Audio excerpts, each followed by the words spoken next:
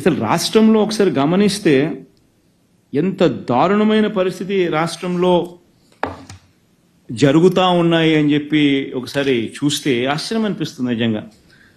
మదనపల్లిలో ఒక ప్రత్యేక హెలికాప్టర్లో పోలీసు అధికారులను పంపిన చంద్రబాబు నాయుడు గారు,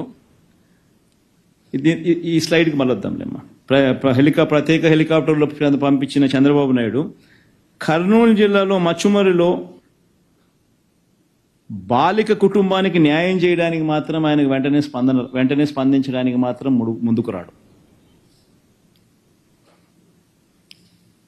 ఆశ్చర్యం ఏమిటంటే జూలై 7న బాలిక మిస్సింగ్ జరిగితే వారం రోజుల తర్వాత వాల్మీకి కుటుంబాలు ఆందోళన చేస్తే 16వ తేదీన ఎస్పీ ప్రెస్ మీట్ పెడతాడు. డెడ్ బాడీని ఇప్పటికి కూడా చూపించరు.